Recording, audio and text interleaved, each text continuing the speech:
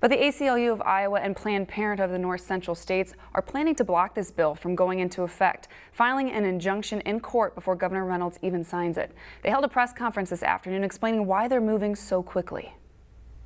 We're seeking to block this ban because we know that every day that the law is in effect, Iowans will face life-threatening barriers to getting desperately needed medical care, just as we've seen in other states with similar bans. Austin also gave us a preview into their legal argument. ACLU of Iowa is claiming that this ban violates a constitutional right to an abortion and the right to substantive due process. Austin also saying they believe this ban violates equal protection clause in Iowa state's constitution.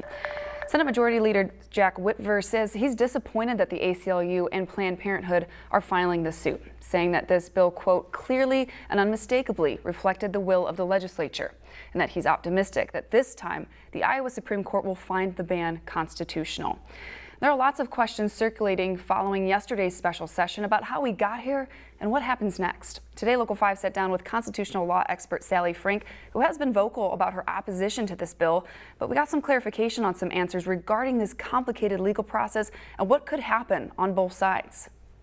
Given the full legal landscape and the fact that the last upheld Iowa Supreme Court ruling used an undue burden test, I think the safest thing for a district court judge to do is say, it appears that undue burden is the test until the Iowa Supreme Court says it isn't.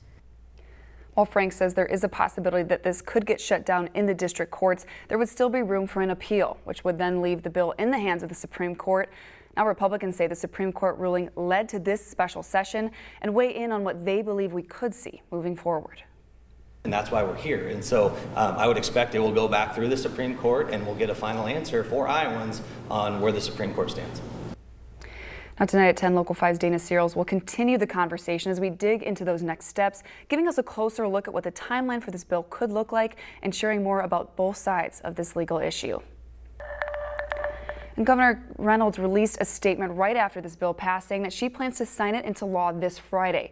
The signing ceremony will happen during the Family Leadership Summit, a conservative political event hosted by Evangelical Advocacy Group. Now, several GOP candidates for president will also be at this event, including Florida Governor Ron DeSantis, former Vice President Mike Pence, and former South Carolina Governor Nikki Haley. That's happening all day this Friday.